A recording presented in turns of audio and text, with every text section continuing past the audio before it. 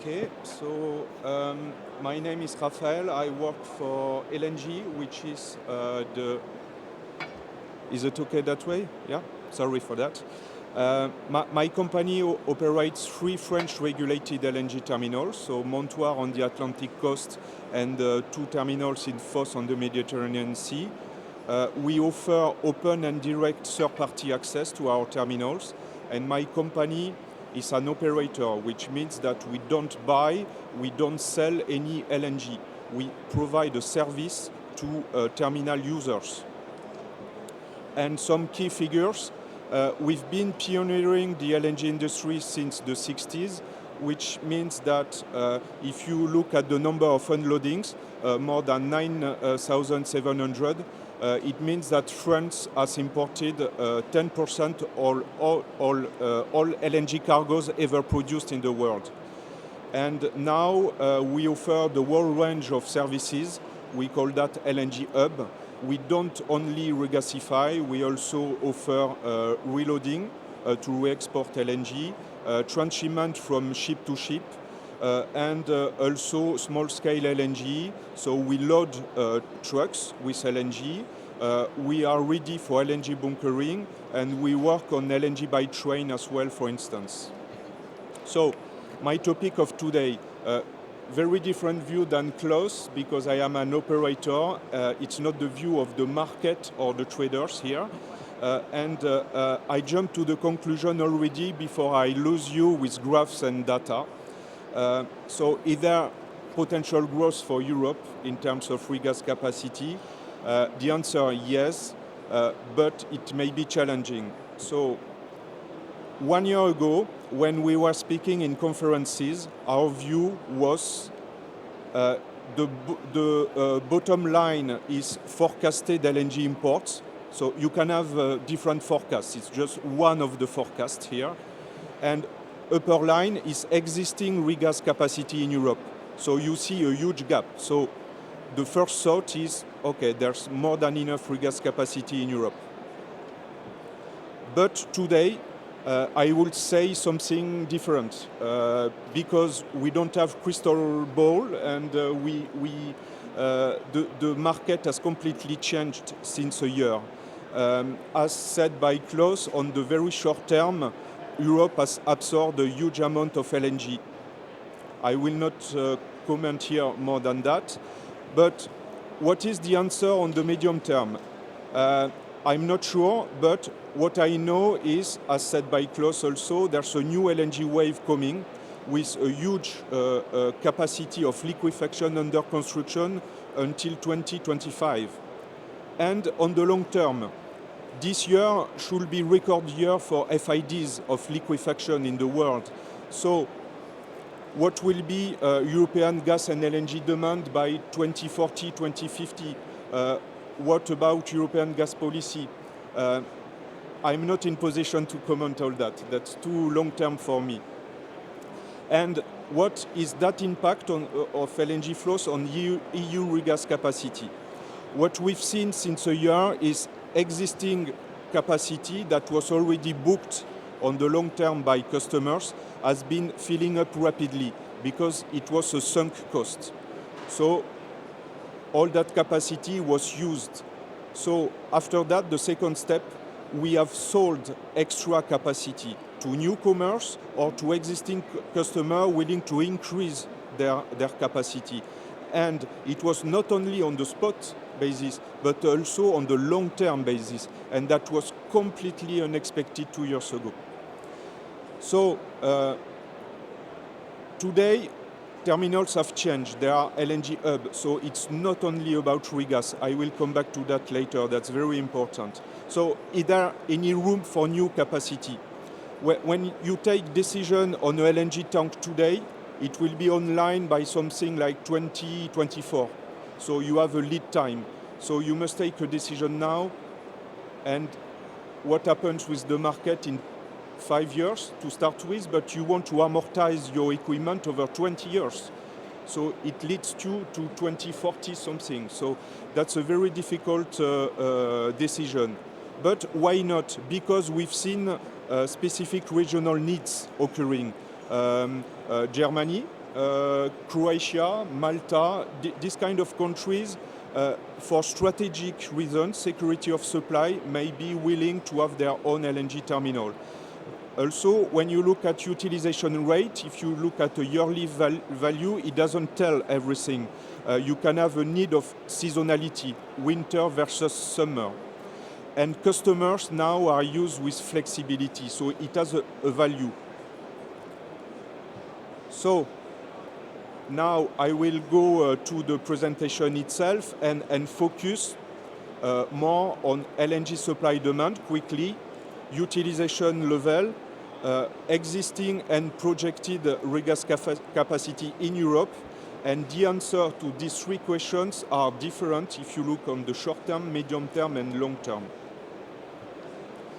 So the LNG wave, it was announced by experts since, I don't know, 2015 or something, and never occurred, but at last it came. So my first point is, if we look at the past, after decades of continuous increase of LNG imports, everything collapsed in 2011 after the Fukushima accident, because Japan stopped all nuclear plants and needed other energy to compensate. So LNG was one of them. And Europe, being a flexible market, a sponge, owners of cargoes could make an arbitrage and use pipe gas in Europe and send LNG to Japan. So the collapse was very clear in Europe. So we are rebuilding the imports since 2015, as you see on the graph. But in the meantime, LNG terminals in Europe have had to adapt to satisfy our customer and the market. So we have had to invent new services. So one of them here is re-export. So tanks in Europe could be used as a storage for weeks, months, and then cargo could have been re-exported to Middle East, Japan, South America, etc. So you see on the chart the activity in Europe in terms of volumes. So 5-6 million tons is a one liquefaction train, so it starts to be significant in terms of flexibility. So the data I've shown are annual data up to 2018. But if I look in monthly data up to now, so September, you see the big change since a year, October 2018. Utilization rate in Europe was stable, 20% in average. And suddenly, you see the increase. April was the record month for most of Northwest European terminals. And November this year could be the next record month. So scheduled quantity for November are huge already. And if you see that in terms of quantity, so we have doubled imports for the 8 first months. That's unexpected. That happened very suddenly and with a bigger volume than expected. So in terms of utilization rate, the context is very different depending on the countries. So you can see a difference with Southern Europe, Northern Europe. Spain is very low at this point, but now they start to be fully used as well. So they are more up in the chart if you look at the recent months. Northwest Europe is the flexible market of Europe. So that's why when you have very low import, Northwest Europe is very low in utilization rate. Montoire was 10% a few years ago, and now we are close to full use. So more imports doesn't need re-export, does not occur. They are still occurring because the LNG market in recent years got used to that optionality. And for instance, Yamal cargoes are still transshipped in European terminals. And also you can see some cargoes being unloaded and reloaded to be re-exported from Europe.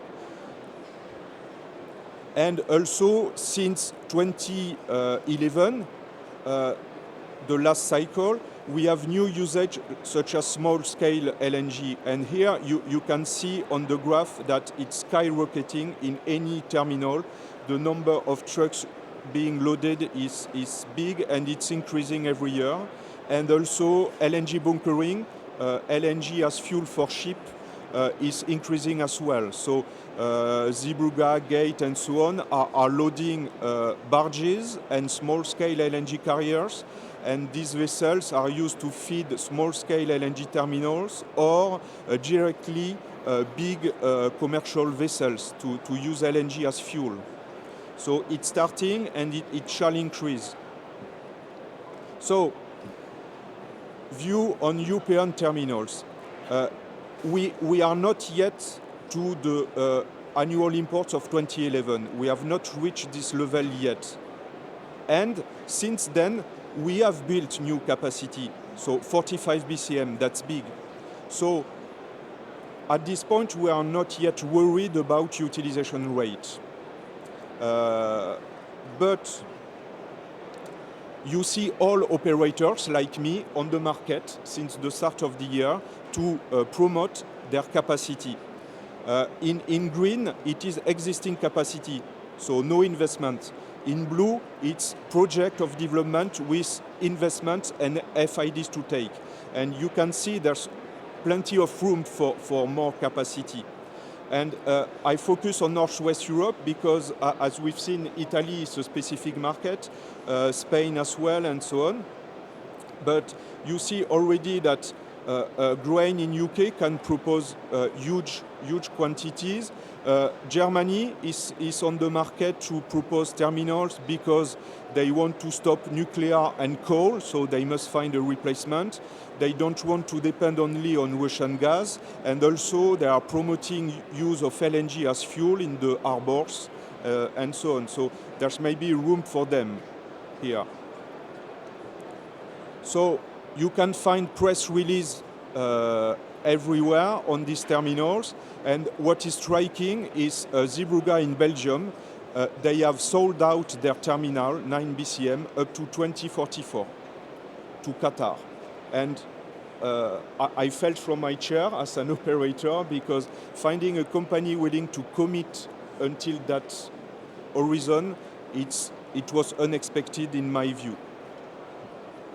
So Germany is making some progress, and grain has just released an open season for their capacity.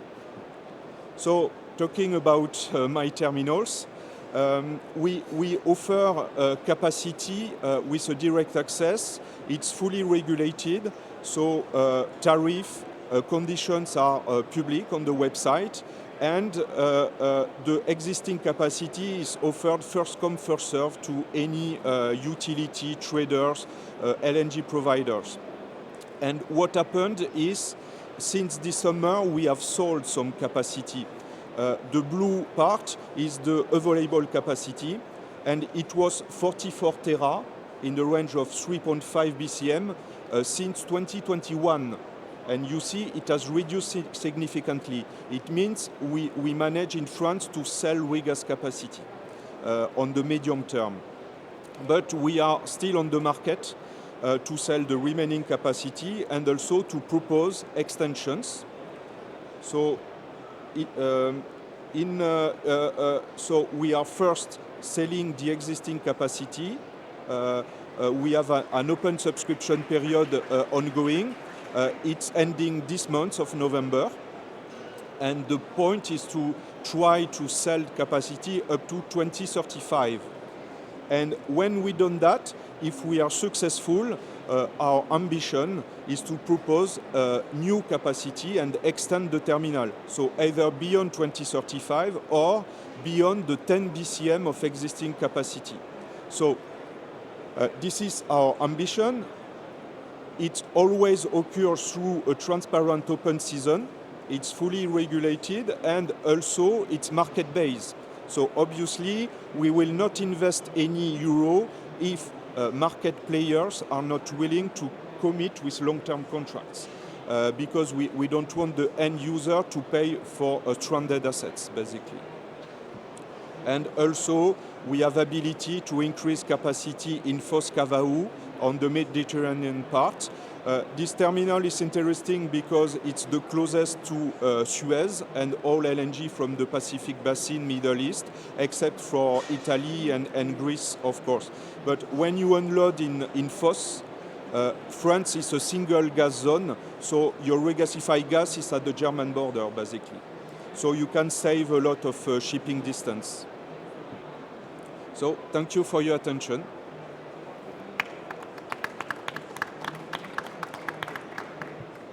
Many thanks, Raphael. Yes, question from the panelists. I have a question. I'll give this to you after that. So you did correctly say, can you hear? Okay. You did correctly say that all the terminals are moving into new services, and we talked about trucking and bunkering, which is great. We need more demand for LNG. But is it really significant in the scheme of things? Is trucking and bunkering an interesting business for a terminal and make a nice revenue, but does it have an impact on real demand? How big is trucking and bunkering in terms of overall gas demand that you see? You're right, it was an interesting upside for terminal operator when we have low imports. And last year in France, we have loaded the equivalent of 2 standard cargoes into trucks. So it means 1.8 tera in France only, and our total regas was 100, more than above 100 regasified tera. 2% of your imports Yeah, were trucked. today. But only for trucks, it's increasing, and bunkering has not started in France. Belgium, Gate in Rotterdam has loaded 25 small-scale LNG carriers so far. So experts expect something like 1 million tons in the coming years for bunkering. So it is not enough for us to live.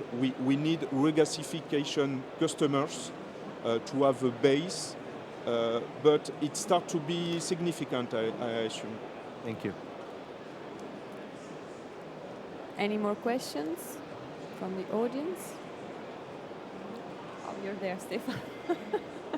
Also for Stefano, who is a bit far, but he can hear us. Any question?